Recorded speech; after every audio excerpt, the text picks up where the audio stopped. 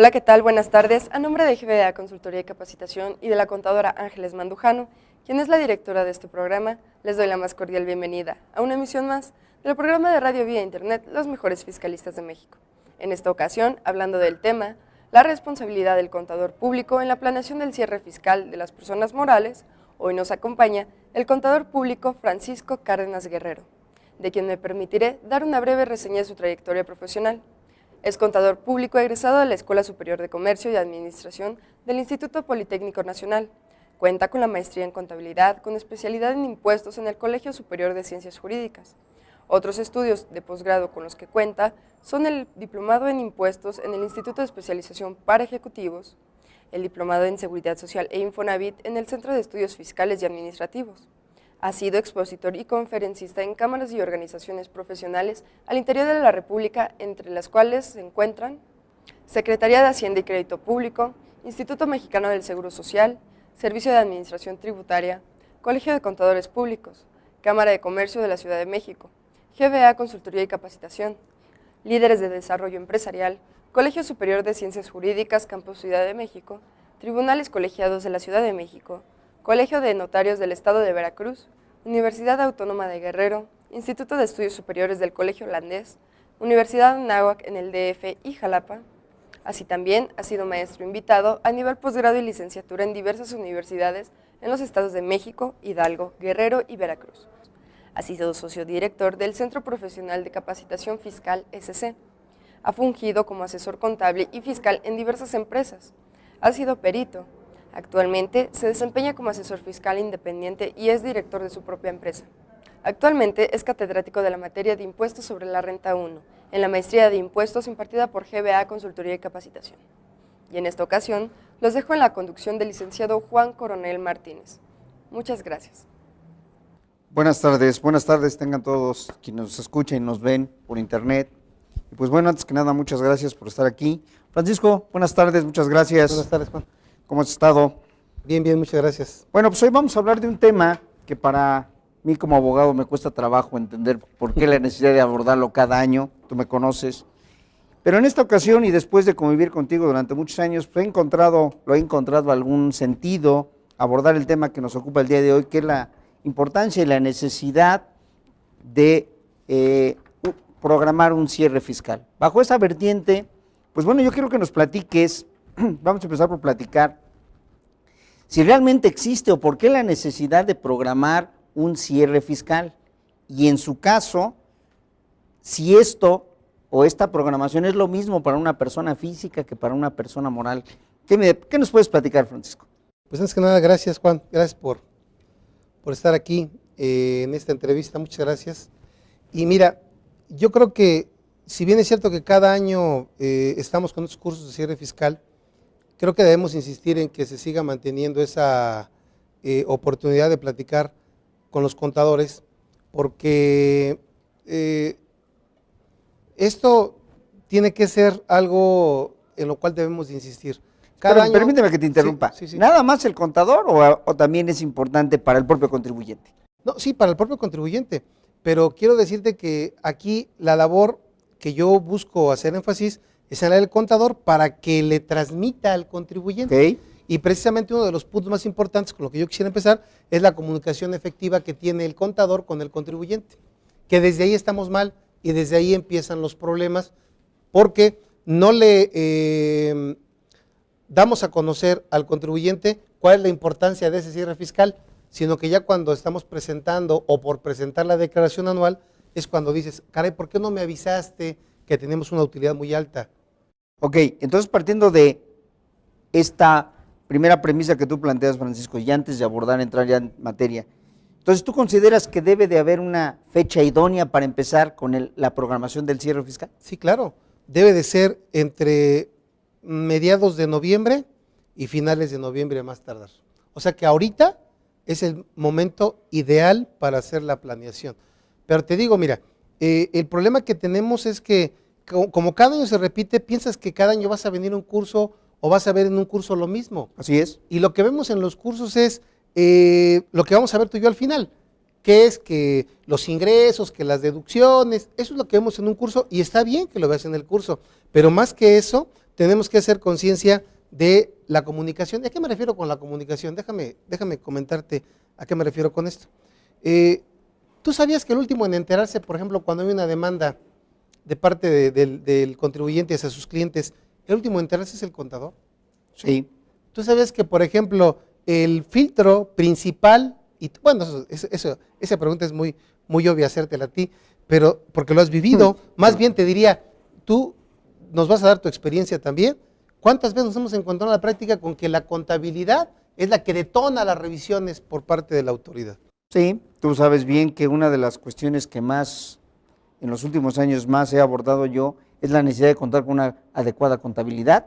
Una contabilidad que en muchas de las ocasiones, en lugar de ayudar al contribuyente, lo perjudica, porque tú y yo hemos convivido en la parte necesaria de ofrecer periciales contables, de buscar los soportes documentales y no los tenemos. Entonces yo creo que, como bien lo estás planteando en este instante, si parte de la programación del cierre tiene que ver con la revisión de esta contabilidad y otra serie de documentos, pues yo creo que me has demostrado y lo he vivido que esto es sumamente importante. Es muy importante. Imagínate, te decía yo, vamos a marcarlo, pero en el punto de las cuentas por cobrar. ¿Qué comunicación tiene el contador ahora con su cliente para los requisitos, para la facturación electrónica, para el archivo de toda esa información? Y olvídate de los requisitos, ¿cómo vas a archivar la información? Estábamos acostumbrados a archivarla de una manera impresa, ahora de una manera electrónica. ¿Cuál es lo más eficaz para guardarlo? Ya hablamos con el cliente, ya le dijimos quién la conserva, o la conservamos nosotros en nuestra contabilidad del despacho, a riesgo de que algún día se nos pierda. ¿Y qué vamos a hacer?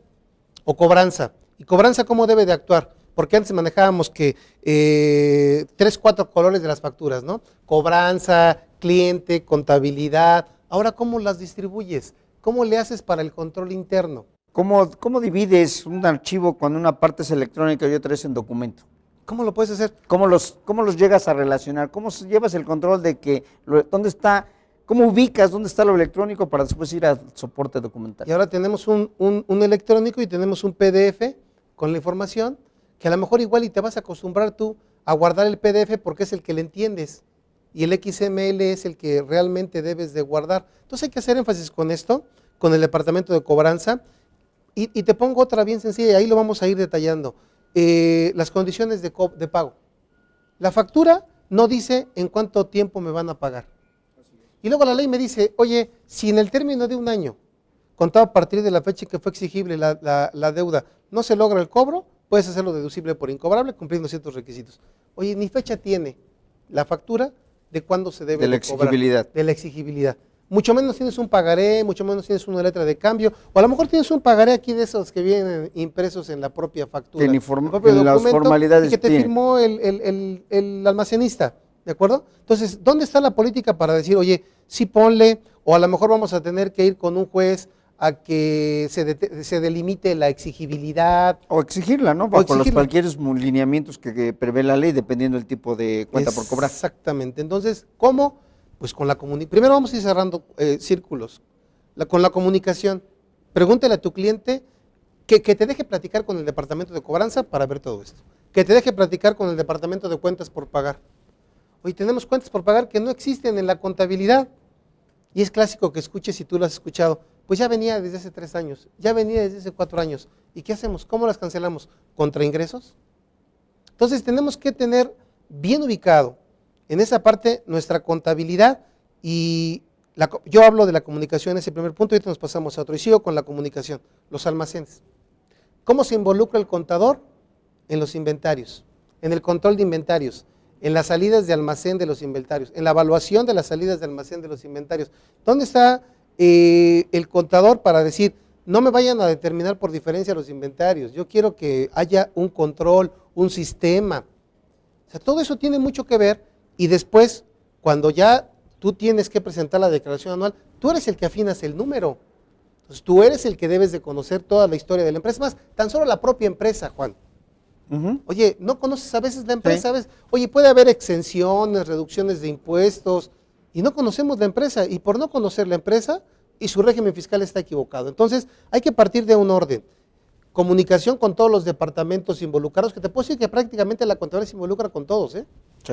Sí. Prácticamente con todos. Entonces, vas a platicar con ellos, y después vas a platicar con la parte administrativa, con el administrador único, el consejo de administración, porque también ese es otro punto. A veces le estás pagando a administradores y no sabes, ni te enteras que es el administrador único y te está dando recibos de honorarios. Entonces, esa parte de la comunicación yo la veo muy importante. Si de ahí me paso a lo que es la contabilidad que platicábamos contigo, pues es aún más importante. Y de ahí vamos desglosando rubros. Bancos, la importancia de bancos, las conciliaciones bancarias. Tiene una importancia tremenda y te encuentras en la práctica con que hacemos la conciliación, pero no registramos los acciones contables para corregirlos. No, ya ni te platico, ¿no? Bueno, ¿qué te platico? Lo que he vivido contigo, que muchas veces no saben ni contabilizar. Con todo respeto, siempre yo se los he dicho a mis amigos los contadores. El problema es que no sabes ni contabilizar.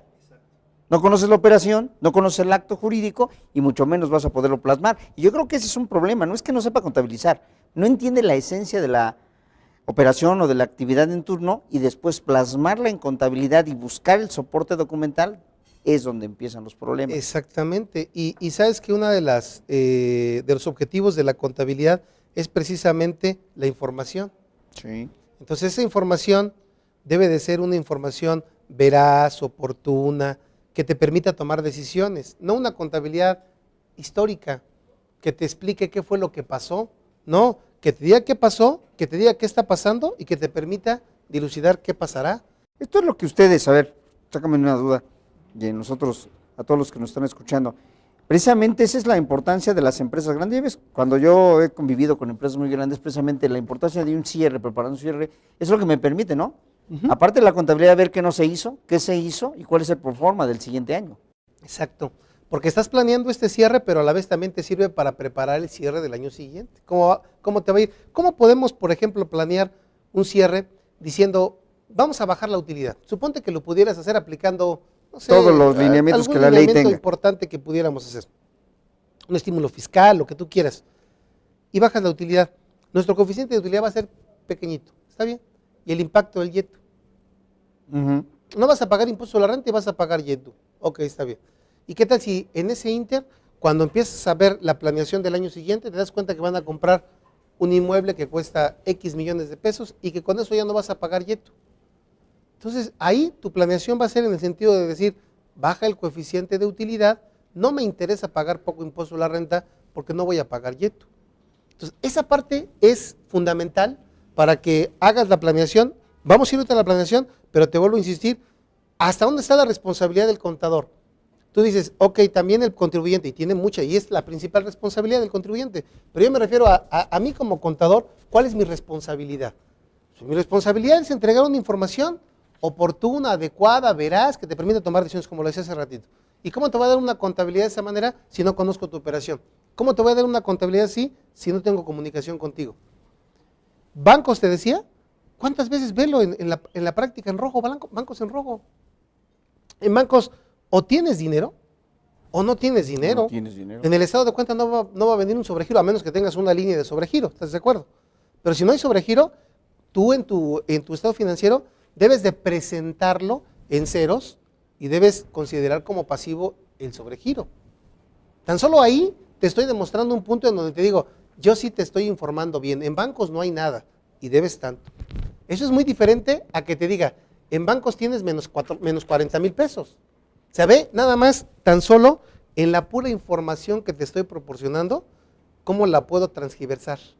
Eso no se deberá, Francisco, muchas veces a que el punto de partida del contador es ir del mundo fiscal al contable y no a la inversa. Esa es una pregunta clave. Efectivamente, es que nosotros contabilizamos para efectos fiscales, no para efectos financieros. Muchos, ¿eh? No todos, porque te aseguro que los que están escuchando se van a enojar si digo que nosotros, en general, no puedo generalizar, no se puede, pero sí te digo que en muchos casos así es. Por ejemplo, y fíjate, vamos dándole forma a todo lo que te digo de la responsabilidad. Tú como contador contabilizas un consumo en restaurante, son 100 pesos del consumo en restaurante. Tu contabilidad debe de ser gasto, consumo en restaurante. Así es. Pero el 90% de nosotros decimos gastos, no deducibles 87.5, deducibles 12.5. ¿Y qué es el no deducible en la contabilidad? Tú ves en la contabilidad una subcuenta que dice teléfono, mantenimiento, y ves una no deducibles. Tú dices, caray, espérame, ¿pero qué fue?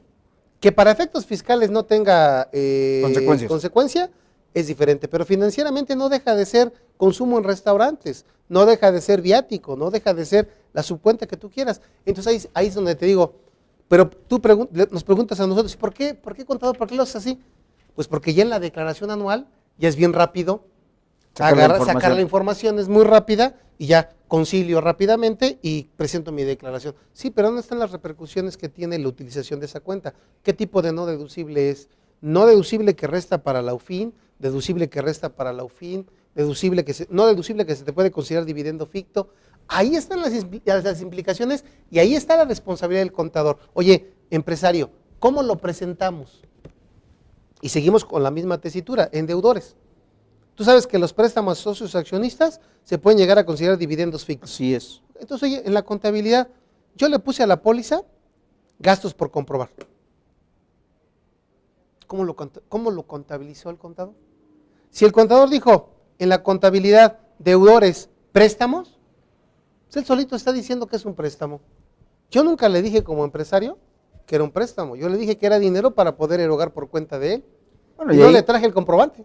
No, y ahí lo peor, ¿no? Muchas veces es un préstamo, pero dependiendo la modalidad puede tener una serie de implicaciones. Tú y yo cuántas veces hemos visto el mentado contrato en cuenta corriente que no hay un crédito hasta que no cerramos la cuenta. Bueno, mira, para que veas, ¿y qué implicaciones tiene no tomarlo en cuenta contablemente? Sí, porque tú nada más ves un préstamo, ves que sale de un lado a otro y dices es un préstamo y con todas las consecuencias, ajuste, todo lo que implica. Claro. Entonces, de ahí vas partiendo y vas tomando conciencia como contador de tu responsabilidad. Y si vas tomando conciencia de tu responsabilidad y vas planeando el cierre y tienes información con tu cliente, vas a tener éxito en el cierre. Cuando termine enero, tú ya sabes cómo va a ser tu anual. Ya nada más es forma. Nada más estás esperando que llegue el momento para presentarla. No estás esperando a ver que te den comprobantes, no estás esperando a ver qué vas a hacer, o no te estás tronando los dedos cómo vas a bajar la utilidad. No, tú ya tienes perfectamente establecido cuánto se va a pagar y cuándo se va a pagar. Y esa es tu responsabilidad. Ahora, esto debe tener también una importancia, ¿no? Porque voy a tomar como tu punto de partida, voy a preparar mi cierre, pero también a lo mejor tú te preocupas muchas veces del número del asiento contable, pero también es importante recabar cierta información, cierta documentación que a lo mejor si no la recabas en este ejercicio y te empieza a preocupar hasta el siguiente, cuando ya vas a presentar la anual, a lo mejor ya no la puedes recabar con las fechas, con los momentos o con la oportunidad que tú desearas, ¿no? Claro, claro. No, y aparte yo estoy hablando ahorita nada más de la responsabilidad del contador desde el punto de vista de su registro, que es la carta con la que nosotros nos presentamos ante el fisco. Porque la primera carta con la que nos presentamos ante el fisco es nuestro balance o nuestra balanza de comprobación. Esa es la primera carta. Y de ahí vamos. Y de ahí el fisco, ¿qué va a hacer? Simplemente leer la información que yo le proporcioné. Y de la lectura que tenga de esa información, el programa o no dirá, ¿ese es sujeto a revisión? ¿Ese no es sujeto a revisión? Sí. Nada más de esa programación. Oye, en tus cuadres de información, en la información que tú le presentas o le fuiste presentando. Ahora, pero no solamente es la única, aquí viene la otra responsabilidad que tú decías. Oye, ¿y el soporte jurídico de las operaciones? ¿El soporte financiero de las operaciones? ¿Me prestaste un servicio? ¿Tengo un contrato? ¿Qué tipo de servicio fue? ¿Qué concepto debe tener la factura? ¿Qué información debo respaldar? O sea, todo eso también forma parte de este cierre, que te digo, que si lo tienes desde ahorita, pues estás del otro lado, pero tú y yo lo hemos pasado. ¿Cuántas veces pasan 5 años y no lo tienes? Y ya cómo le haces, ya no es tan fácil. Hasta el día de la revisión te das cuenta que no lo tenías. Te das cuenta que no lo tenías. Ahora, consecuencias, y vamos a ir viendo consecuencias, ¿eh? Te digo, vamos en bancos, en deudores, en inventarios, puedes ir viendo tú también cuentas por pagar que te digo que ya no existen y que se te pueden considerar como un ingreso. Hay que evaluar, oye, me conviene, ¿hasta cuándo las debo de tener ahí? Porque también es otro punto importante. Hablando de cuentas por cobrar, ya hicimos algunos comentarios, ahora de cuentas por pagar. Oye, ¿hasta cuándo las puedes tener ahí? Fiscalmente hablando, contablemente, pues, sí, claro. Más tiempo. Pero desde el punto de vista fiscal, ¿qué pasa si ya prescribió tu derecho? Pues ya se te considera como un ingreso. Es un ingreso acumulable, desde el momento en que prescribió. Prescribió, y ¿a poco estamos atentos a ese momento? No estamos atentos a ese momento. Estamos atentos al incobrable, puede ser que estemos atentos al incobrable. Oye, está bien, ya lograste demostrar que después de la exigibilidad, al año se puede deducir la cuenta por cobrar, correcto. Y la información que tienes que presentarle al deudor, ¿ya le avisaste al deudor? Y muchas veces decimos al deudor, con una carta certificada, con eso le podemos avisar. Oye, espérame, pues, El correo va a dar fe de que se va a certificar precisamente que recibió el documento, pero ¿qué decía el documento? No, y eso, tal y como te lo prevé el 42 de la Ley del Servicio Postal Mexicano, hay ciertas formalidades para que esa carta certificada con acuse de recibo o sin acuse de recibo pudiera ser considerada como debidamente notificada. De no satisfacerse, pues simple y sencillamente no cumpliste con el requisito. No cumpliste con el requisito. Ahora, supone que lo hiciste, sí lo cumpliste. Hay que presentar una declaración informativa el 15 de febrero. Tampoco lo hicimos. Oye, ¿qué está pasando? Entonces, ahí viene parte de esa responsabilidad que te digo. Entonces, o la vas a compartir con un asesor, o tú eres el contador asesor, porque es otro problema. Acabas de tocar un punto que me llevaste, porque tú me estás induciendo a una serie de obligaciones que involucran al contador, pero yo me pregunto, como siempre lo he dicho, ¿el contador es todólogo? ¿Va a seguir, tiene la obligación de darle continuidad a todo esto? ¿O mucho va a depender de la responsabilidad que él quiera asumir? Exacto. Por eso hablaba yo del tema de la responsabilidad. Él sabrá hasta dónde se responsabiliza. ¿Sabes qué? No, señores, aquí está mi contabilidad. Los aspectos fiscales, llámenle a un especialista. Pero ¿sabes que en la práctica eso es muy difícil? No, imposible, prácticamente imposible. Pero ahora se da más, ¿eh? Sí es muy difícil, pero ¿por qué? No entiendo yo a veces esto, y lo platico mucho en los cursos. ¿Por qué ustedes, por ejemplo, como abogados, no les da pena decir, si te digo a ti, oye, tengo un problema penal, pues tú me vas a decir, vamos a buscar un penalista? A lo mejor me dices una generalidad de cómo le haga, un aspecto un aspecto básico, pero no me vas a llevar el juicio penal, y sin embargo no te da pena y no pasa nada y nadie te ve mal, o un asunto laboral. Sí, algo que ajeno a mi área, porque aún incluso puede ser dentro de mi área, pero si tiene dentro de las diversas matices, a lo mejor tú sabes que aquí no tengo experiencia, yo no lo llevo. Sí, entonces a lo mejor aquí nosotros tampoco tenemos la misma experiencia, pero un empresario no te vale que le digas que no sabes impuestos, no te vale que le digas que no sabes cómo hacer que pague menos. Entonces, pero esa culpa la tenemos nosotros mismos porque hemos hecho que ellos sean de esa manera. Entonces lo que tenemos que hacer es decir, ¿sabes qué? Yo por eso te hablo de la responsabilidad. Mi responsabilidad es entregar de los estados financieros fidedignos. Aquí están. O sea, una responsabilidad netamente encaminada a mi quehacer profesional. Perfecto. Y tú te preguntabas al principio de la plática, oye, ¿y por qué todos los cursos de cada año? Pues ¿sí? Precisamente, para que tú como contador, lo que ya sabes, venir a decirte, cuida A, B, C, D y E, que pueden ser no tu responsabilidad o que sí son tu responsabilidad. Decídelo. Claro está. Claro está. Ahora, en esta tesitura, partiendo de las premisas que tú me estás dando, la responsabilidad de un contador interno y un externo totalmente deben ser diferentes, ¿verdad? Totalmente diferentes. Porque el externo te lo van a considerar como especialista y va a hacer todo. ¿Y el interno no? Y el interno no. El interno puede ser que logres que tenga una asesoría. Puede llegar a ser lo mismo, pero el interno es más fácil que llegues a reconocer, dependiendo del volumen de operaciones, que tiene una asesoría. Puede ser más viable, pero el externo es poco viable. Porque fíjate, yo lo hubiera pensado al revés, que al contrario, como ser externo y al nada más circunscribir mi quehacer a una parte muy específica de un contrato, de algo que yo estoy ofreciendo, a lo mejor mi responsabilidad es ahí, que comúnmente también es lo que se hace en la práctica. Y si acabas de mencionar algo muy importante, me dijiste circunscribir, y no lo circunscribimos muchas veces, porque tú dices preparación y elaboración de declaraciones. Todo lo que implica. Sí. Entonces el cliente yo parto del cliente dice, ¿sabes qué? Pues tú preparas la declaración. Sí, pero oye, pero espérame tantito. Yo te he preparado la información, pero hasta aquí. ¿Hasta dónde? Hasta aquí nada más. Partiendo entonces de lo que tú me dices, para preparar un verdadero cierre fiscal de una empresa, lo primero que tengo que hacer yo, si yo fuera el contador y yo fuera el encargado de proporcionar esa información al cliente de la que tú me estás hablando para que él pueda tomar decisiones, es involucrar a todas las partes inherentes, externos, internos, abogados, contadores, financieros, parte de sistemas. Sí, todos, pero ahorita, no en febrero, hoy tienes que juntarlos a todos, hoy tienes que decirles a todos la responsabilidad del cierre. Partiendo de esa premisa, Francisco, ¿hay alguna guía? Como imagínate que yo soy un contador de reciente generación, joven, sin experiencia, ¿hay una guía? No. ¿Hay una manera mínima? ¿Qué recomendaciones les darías? ¿Por dónde empezar? No hay una guía. Lo que pasa es que primero tenemos que concientizarnos hacia dónde vamos. Y lo primero que recomiendo es hacer la contabilidad.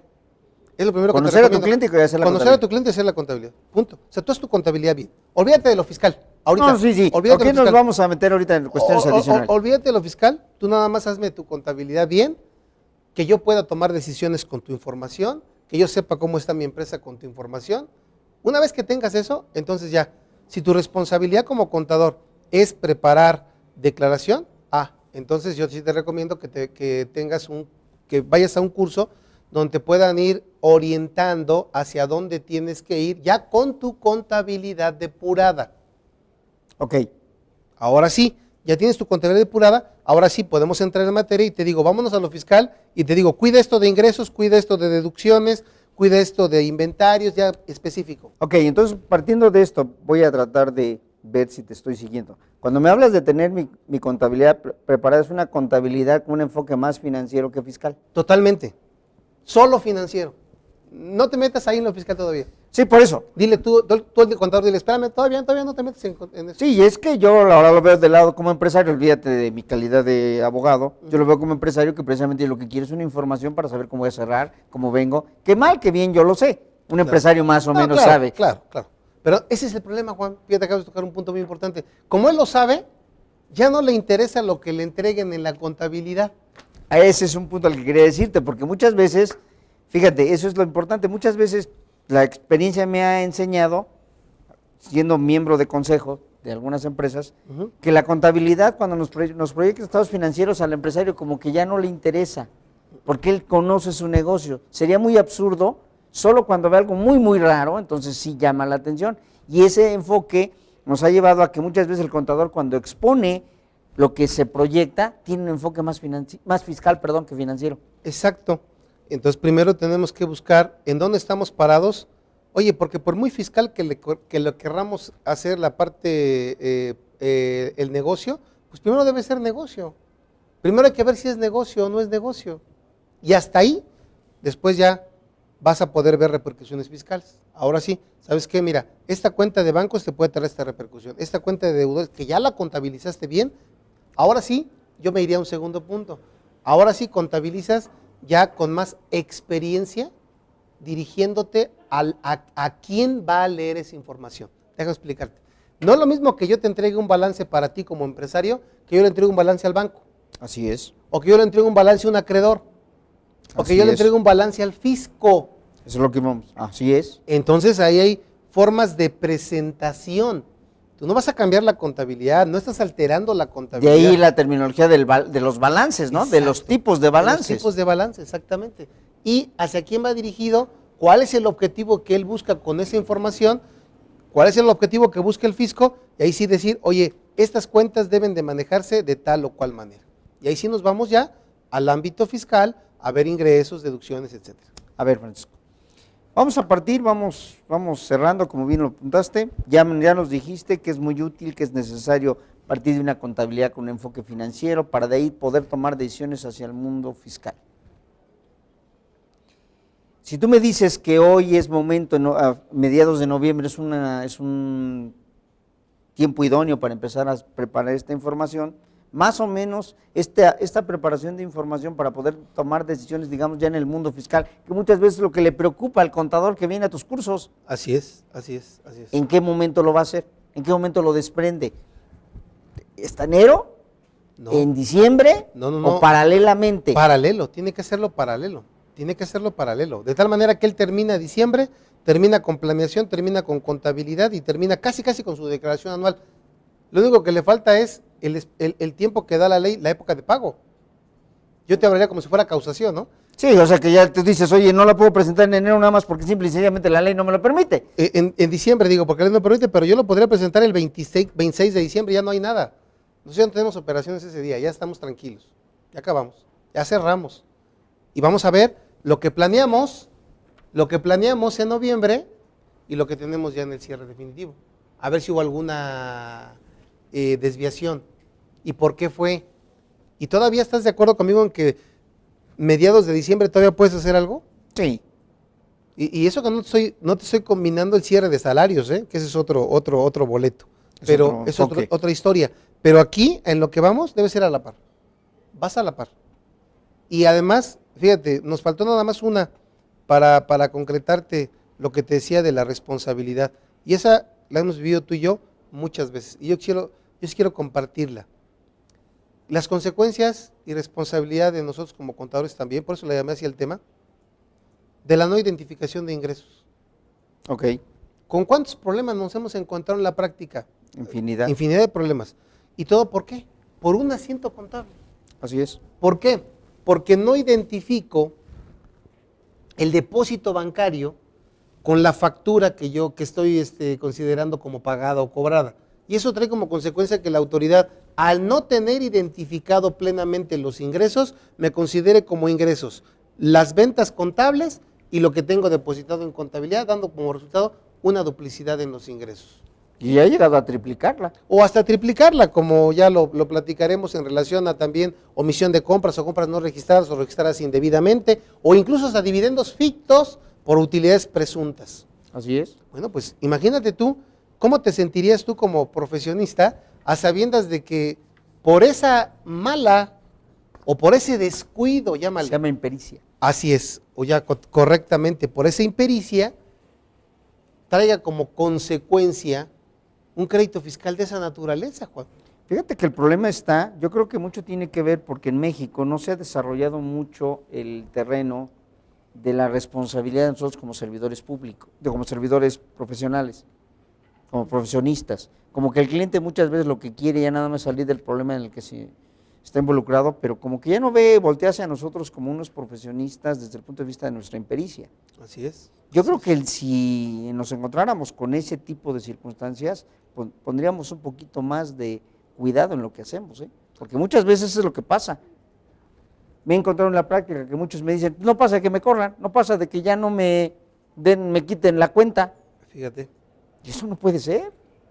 No, pero dime tú entonces si no hay verdaderamente una responsabilidad. O sea, no tanto, yo lo puse como el cierre desde el punto de vista de que... Sí, tú lo estás enfocando desde el punto de vista de ayudar a tomar decisiones, tu responsabilidad en el manejo de la información para que el empresario tome las decisiones. Ya no nos vamos a meter en una responsabilidad de carácter pecuniario, penal, de ese tipo. No, ese es otro boleto. Es otro boleto. Y también mi responsabilidad como contador público en relación a la información que presento ante el fisco, que se me preocupa también mucho. ¿Qué información le voy a presentar al fisco? ¿Qué me está solicitando? ¿Lo hice bien? ¿Contabilicé correctamente? Porque tú dices, ok, ya le entregaste la información, pero de esta manera que la entregamos no identificando ingresos, ¿qué consecuencias trae? Porque es un punto que ahora me das pauta para platicar sobre él. Porque yo creo que no nada más es contabilizar, no nada más es registrar. Y olvídate, podemos equivocarnos. Claro, Eso es un hecho. Eso es un hecho, Claro. no lo vamos a poner a discusión. A mí lo que a veces me sorprende es que no alcanzas a ver el error, tú como sujeto que lo ocasionaste, o habiéndolo como que no le das la importancia de vida. Toca un punto importante. Ves los depósitos de banco y es bien fácil mandarlo a una cuenta genérica. Así es. ¿Y por qué? Porque es lo más práctico, porque es lo más cómodo. Así es. Y porque muchas veces piensan que como si el fisco te revisa y suma tus ingresos y los ve reflejados en la declaración, piensa que ya no va a haber ningún problema. Claro, ese es un punto muy importante. Entonces, caray, pues si ya tengo en el banco 100,000 pesos, pues y los declaré. Los declaré, pues ya no pasa nada.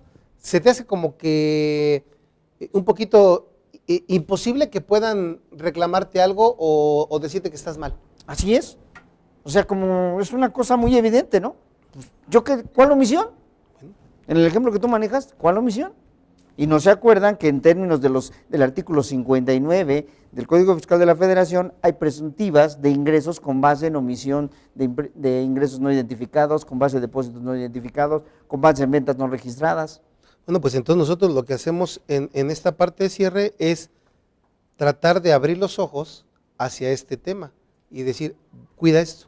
Y en inventarios, Francisco, ¿qué me puedes decir? ¿Tendrá alguna trascendencia? No, inventarios, olvídate, tiene muchísima trascendencia. Tan solo para decirte que los conteos ya los podemos hacer desde noviembre, los conteos parciales de inventarios, lo permite el reglamento de renta. Dice, ya ve haciendo conteos, precisamente, ve haciendo conteos parciales porque la ley te obliga a mínimo un conteo físico, un inventario físico al año, cuando menos, uno solo. Entonces imagínate, muchas veces tú ya tienes como contador ubicado los inventarios iniciales, tú ya tienes como contador ubicado las compras del ejercicio, pero no reparamos todos en tener un sistema de inventarios. ¿Por qué? Porque cada vez que tú vendes, tienes que registrar el costo de esa venta, no al final del año. Entonces no identificas cuando tú vendes cuál es el costo de ventas y la ley te obliga a manejar un sistema que nosotros con todo llamamos de inventarios perpetuos. ¿Qué quiere decir ese de inventarios perpetuos? Que tienes que reconocer junto con tu ingreso por enajenación, por ejemplo, tienes que reconocer tu costo inmediatamente. Okay. Entonces, ¿cuál es el problema que tenemos nosotros? Que si tú tienes, por ejemplo, un solo producto y siempre antes de comprar otro lo vendes, no vas a tener problema con saber cuánto te costó. El problema es cuando tienes uno que te costó 10 pesos y luego tienes otro que te costó 11 pesos y cuando vendes no sabes cuál vendiste, si el primero que compraste o el primero que vendiste o el último que compraste, perdón. Entonces, ahí es en donde tienes que decidir qué sistema cómo lo evalúas. ¿Al precio del primero? ¿Al precio del último? ¿Al precio promedio? ¿O si lo identificas? ¿Cómo lo evalúas? Entonces, si tú dejas todo esto hasta el final, estoy hablando de un producto. Imagínate una ferretería, una tienda de autoservicio, ¿cuántos productos son? ¿Cómo lo controlas? Entonces, lo que lo que malamente hacemos es que al final dices, bueno, hazte un inventario final y ya por diferencia te determino cuánto es el costo, porque lo que quedó evaluado al costo que yo lo quiero evaluar, ya me va a dar la pauta de poder conocer el costo, porque ya tengo el inicial, ya tengo las compras y ya tengo el final. Pero fíjate, la importancia también de la contabilidad y ahí el efecto fiscal, ahí es donde yo combino al contador y al asesor. El contador dijo, ¿sabes qué? Yo estoy utilizando últimas entradas, primeras salidas, o sea, que lo último que compré sea el costo al que lo saque. ¿Está bien? Bueno, ¿sabes qué, contador? Nada más te recuerdo que ya las normas de información financiera ya no reconocen ese método de evaluación de salidas de almacén, ya no reconocen el WEPS. ¿Qué vas a hacer ahora? Ah, bueno, mira, la contabilidad no lo reconoce, pero la ley fiscal sí lo reconoce. Ah, entonces tú quieres hacerlo para efectos fiscales de esa manera, está bien. ¿Y contablemente cuál vas a utilizar? Ok, entonces decídete. Oye, para efecto de sistema de inventarios también, o utilizas el costeo absorbente o utilizas el costeo directo. Entonces dices, ¿sabes qué? Yo estoy utilizando el costeo directo porque es más exacto, porque me conviene más, por lo que tú quieras, pero también las normas de información financiera te vienen a decir, ¿sabes qué? Ya el sistema de costeo directo ya no lo utilices. Oye, entonces, ¿qué vamos a hacer ahora? Te lo reconoce la parte fiscal, no te lo reconoce contable. Entonces, aquí lo que tienes que hacer es primero ver qué sistema estás utilizando. Segundo, evaluación. ¿Qué evaluación utilizas? Saber si estás utilizando WEPS, que ya fiscalmente sí, contablemente no. La evaluación de las salidas de almacén. Oye, ¿qué pasa si no hago nada? ¿Sí, no? ¿Sabes qué? Yo por diferencia no voy a estar haciendo todo lo que tú me estás diciendo. ¿Ok? ¿Está bien? Entonces, el Código Fiscal de la Federación te dice, ¿sabes qué? Si tú no lo haces, yo te lo voy a presumir. Así es. Y yo te lo voy a presumir en un 50% de tus ventas. Entonces, imagínate aquellas empresas, a lo mejor vas a decir, algunas hasta les conviene, ¿no? Sí. Digo, no es el caso, ¿no? Pero a lo mejor me dice, oye, mi costo es del 80% y me lo vas a presumir en un 50%, pues ya tengo una contingencia bastante fuerte. Entonces, piénsalo, ¿cómo lo vas a manejar? Ahora, con base en eso, estoy hablando de una empresa sencilla, comercial, piensa en una industrial, pues tienes que tener un sistema, forzosamente. Entonces, conclusión, en tus inventarios, conteo físico, 1, sistema de evaluación, 2, 3, sistema de registro. Eso es lo que tienes que tener y el inventario físico cuando menos 1 al año. A ver, Francisco, ahorita que tocaste y que hemos estado hablando, la necesidad de involucrar gente, todo lo que involucra un cierre desde el punto de vista fiscal, contable, financiero. Tratándose de aquellos contribuyentes que están obligados a dictaminarse, ¿qué tan importante o qué tan recomendable es también empezar a involucrarse desde ahorita con el auditor? Muchísimo también. Acuérdate que tenemos por ahí una visita previa del auditor. Por eso te lo preguntaba, porque los auditores en esta temporada también hacen su previas, preliminar, previas que le llaman, ¿no? Septiembre, octubre viene una previa. Es importante porque si tú ya de ahí tienes una previa, por ejemplo, octubre, pues imagínate, tú ya sabes las recomendaciones que te hizo el auditor. Entonces, prácticamente tienes un mini cierre a octubre. Ya nada más te faltan 2 meses de planeación y esos 2 meses son los que tú solito, bueno, tú solito, no, tú con las gentes involucradas que ya platicamos, vas a tomar la decisión. Pero es importantísimo involucrar al auditor, claro. ¿Por qué? Porque el mismo auditor ya cuando tú le digas qué vas a hacer, cuando te lo revise, ya te va a dar la palomita porque ya le explicaste qué es lo que ibas a hacer antes, no cuando ya te lo está revisando. Porque a lo mejor cuando el auditor está involucrado en el cierre, también te puede dar recomendaciones y te puede decir, oye, yo no te lo voy a, eso te lo voy a mencionar en el dictamen, ten cuidado. Oye, esto, por ejemplo, te pongo un ejemplo bien sencillo. Oye, ya no tengo dinero para los pagos profesionales de noviembre y diciembre. Ok. Ya no quiero pagar. ¿Cuál es la recomendación? Oye, ¿sabes qué? Pues no los pagues, págalos en enero. Mucha gente dice, ya no los pagues, una cuenta con las implicaciones fiscales que tiene todo esto. Claro. Pero tú dices, ¿sabes qué? En enero. Si tienes un auditor que está de acuerdo y te dice, ¿sabes qué? Yo sé que en el CIPRED puedo mencionar que no los pagaste, pero resultó un impuesto a favor en la anual, no tienes problemas si pagas los accesorios, y ya tienes una comunicación con el auditor y lo haces con más confianza. Y si no le dices al auditor y a la mera hora te dice, no tienes que pagarlos, páganos bien. Oye, me van a salir a favor, no importa porque mi posición es que lo tienes que pagar. Y si no, no te va a dictar. Entonces, todas esas cosas son importantes. Involucras al auditor en inventarios, eso es un hecho, tiene que estar en los inventarios. Y hablamos tú y yo de inventarios normales, Juan. No, sí. Oye, ¿y si hay destrucción de inventarios? Inventario obsoleto, inventario de lento movimiento. Que eso también te lo debe de dar la misma preparación del cierre, ¿no? Porque muchas veces yo como empresario no sé ni qué tengo como inventario. Exactamente, exactamente. Entonces, ahí también entra tu responsabilidad, y más que tu responsabilidad, yo digo, y vuelvo a insistir, la comunicación, y aparte de la comunicación, el deslindarte de la responsabilidad que no tengas. Oye, yo no soy contador de costos, yo no sé costos. Quiero que sepas que yo no soy contador de costos. No me pongas a darte un número que no te voy a dar. O sea, ubiquémonos. Yo te voy a dar la contabilidad, tú busca un contador de costos. Eso aparte le cuesta mucho trabajo al empresario entender que ustedes deben de ser, como todas las profesiones, especializados.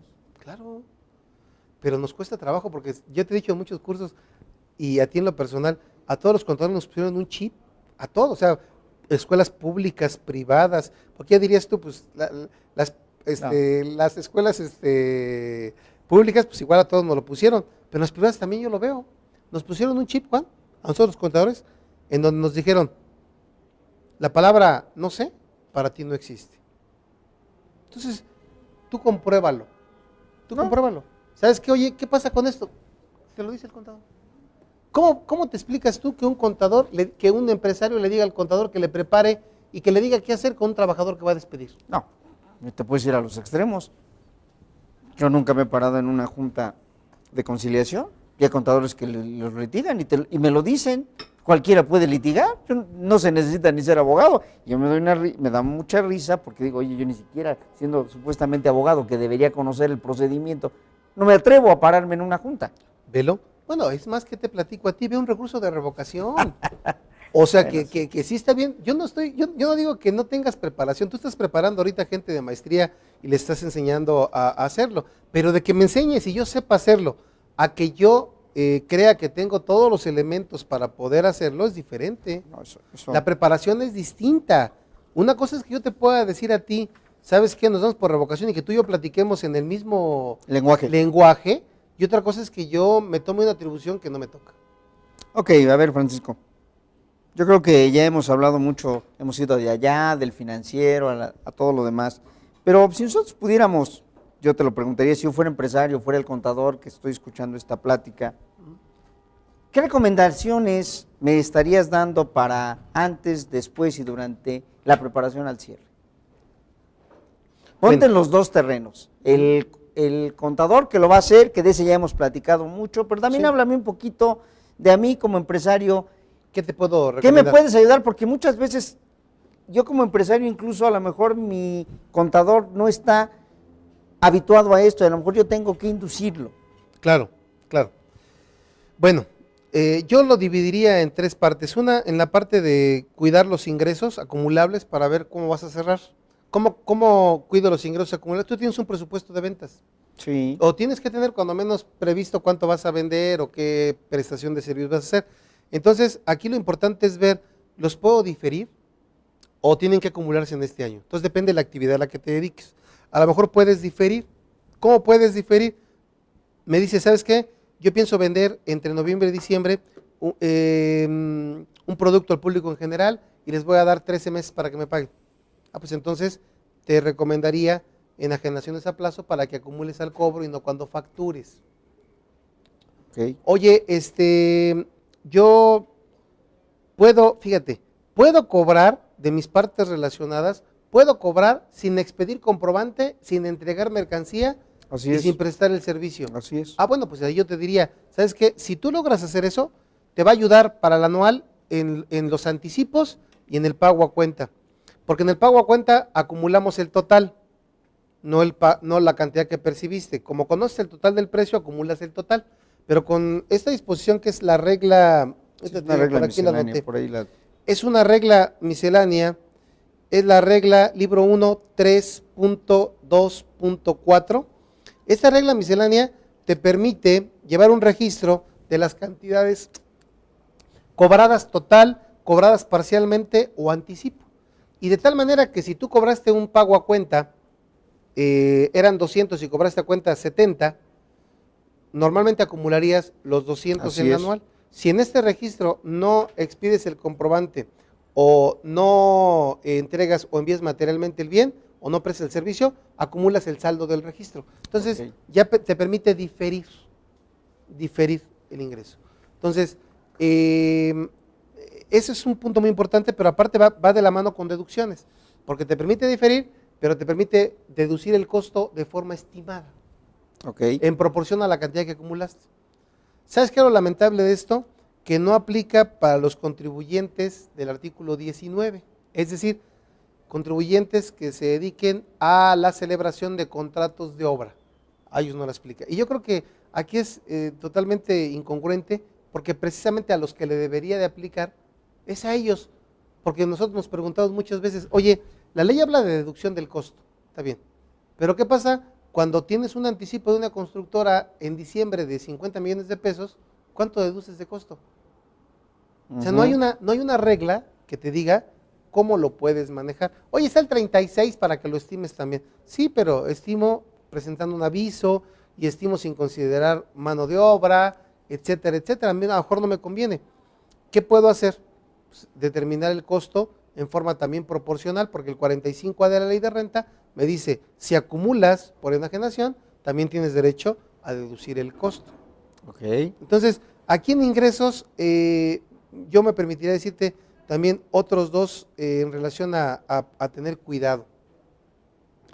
En cuanto a lo que son informaciones al SAT, préstamos, aumentos de capital y aportaciones para futuros aumentos de capital mayores a 600,000 pesos, hay que informarlo en efectivo, hay que informarlos, si no, te los van a considerar como ingresos. Otra, contraprestaciones que recibas en efectivo mayores a 100,000 pesos, tienes que informar. Si no informas, la multa es de 100,000 pesos. Sí. Entonces, son situaciones importantes. Y una más, los momentos de acumulación de ingresos tienen excepciones. Hay que ir a las excepciones. Una te decía enajenación a plazo, otra arrendamiento financiero, otra contratos de obra que acumulan conforme se autoriza el avance. Otra en relación a la regla miscelánea, otra en relación a sociedades civiles. Aquí es un punto importante también. Las sociedades civiles acumulan al cobro, pero solamente la parte de ingresos por la prestación de servicios personales independientes. Si tienen otros ingresos, por ejemplo, por arrendamiento o por intereses o enajenación de activo, se van a la regla general. Pero fíjate que ahí también hay una situación de criterio en relación a ese tema, porque el 18, fracción primera, último párrafo que te habla de esta acumulación de ingresos, fíjate cómo lo redactaron. Dice que acumularás cuando se cobren las contraprestaciones, cuando sean cobradas las contraprestaciones. Entonces tú puedes decir, oye, espérame, si yo tengo una contraprestación pactada en noviembre de 100,000 y cobré 40,000, yo todavía no cobro la contraprestación. Técnicamente no lo has cobrado. Me hubieras dicho cobrada parcial o Total. cobrada totalmente. Entonces, yo les recomiendo aquí, busquen en las excepciones del artículo 18, que acabo de mencionar, busquen en la miscelánea y ahí te vas a encontrar momentos de acumulación diferentes. Ok. Ujú. En cuanto a YETU, el 1B, que se nos olvida a veces. Una clásica, Juan, una clásica. Tú aceptas el pago con tarjeta de crédito Ok. el 29 de diciembre. El banco te deposita en enero. ¿Sí? Como pensamos que es flujo de efectivo, hasta que tenemos el estado de cuenta, consideramos como efectivamente cobrado esa venta. Entonces, el 1B en el último párrafo te dice que desde el momento en que tú aceptas el pago con esa tarjeta, ya está considerada extinta la obligación. Y que todavía se complica más, ¿no? Cuando la tarjeta es del mismo comerciante que te está enajenando, que todavía la gente piensa que ni siquiera has hecho. Cuando tenemos dos operaciones, la compra-venta y la línea de crédito que me otorga. Ese es otro punto muy importante.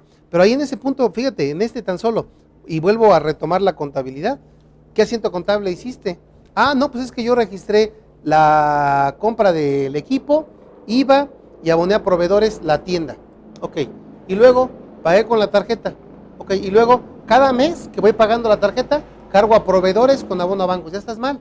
¿Por qué? Porque nunca registraste la extinción de la obligación, que un tercero asumió la obligación de pago con un simple asiento contable en donde dices cargo a proveedores, abono a acreedores, estás extinguiendo la obligación y tu soporte es el voucher. El voucher. Entonces fíjate si no tenemos responsabilidad en lo que tenemos que hacer y cómo lo hacemos. Pero volvemos a lo mismo, ¿no, Francisco? Aquí muchas veces desconocimiento del acto origen.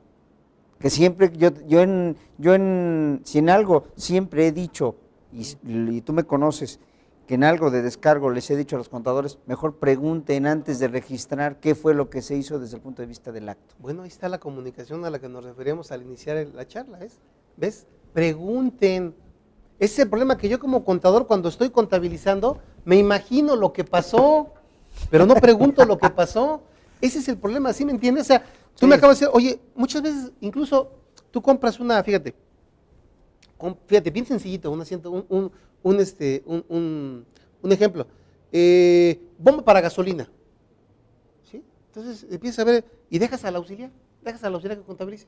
Y el auxiliar dice, pues bomba de gasolina para el carro, gastos, mantenimiento de automóvil, ¿sí? Y lo que pasa es que la empresa se dedica a comprar y vender bombas de gasolina. Entonces, inventario. Claro. ¿Por qué pasó eso? Porque no conoces a tu cliente, porque no te comunicaste con tu cliente. Ese es el problema. Entonces, ahora en deducciones rápidamente te comento dos cosas que creo fundamentales. Se acaba de publicar el día de hoy la resolución miscelánea, la cuarta modificación a la miscelánea, y voy a recomendar que vean la regla 1 romano .3.8.3. ¿Qué dice esta regla? Que en referencia al 86 fracción 15, si tus ingresos en el ejercicio inmediato anterior no rebasan 13 millones de pesos, si realizas actividades empresariales, y 3 millones si no realizas actividades empresariales, no estás obligado a demostrar y comprobar con documentación los precios de transferencia. Ok. Entonces aquí, esa es una novedad, porque esto venía en el 86 fracción 12 para residentes en el extranjero. Entonces, en deducciones, recomendaciones, el momento de la deducción, importantísimo. La ley te dice el momento de la deducción en costo de ventas, te lo dice en inversiones, pero no te lo dice en gastos ni en ningún otro concepto. ¿Cuándo se deducen entonces las erogaciones por gastos? Entonces aquí tienes que entrar a un principio contable, la devengación, que es decir, cuando conoces o cuando ocurre, en ese momento lo tienes que registrar y en ese momento puede ser deducible, salvo 5 casos, que sea a favor de persona física, moral del régimen simplificado, sociedades o asociaciones civiles por prestación de servicios independientes, suministro de agua, recolección de basura y donativos. Ahí sí tienes que pagar para poder deducir. ¿Cuál es la recomendación? Pues mejor que no te presten servicios, señores, al final. No, sí, porque es un problema ahí, tú y yo lo hemos vivido. Imagínate, no le pagas al contador, te prestó un servicio, no le pagas al auditor y te queda el pasivo. ¿Cuándo pagas la retención? ¿Es retención o pago equivalente a lo que debiste haber retenido? Sí, así es. Pues Francisco, como siempre, nuestro peor enemigo es el tiempo. Claro. Es un tema que tiene todavía mucho de dónde cortar. Yo creo que con esta plática que tuvimos el día de hoy, pues le has dado una visión más general al contador y al empresario de la importancia y trascendencia de programar y planear un buen cierre fiscal. Bajo esa tesitura, pues a nombre de GBA, solo me resta darte las gracias por haber estado aquí. Al contrario, gracias. Y darte el reconocimiento a todo el Gracias. grupo de gente que, como tú, Gracias. dedica un tiempo a este quehacer y a compartirlo con los demás. No, muchas gracias, Juan.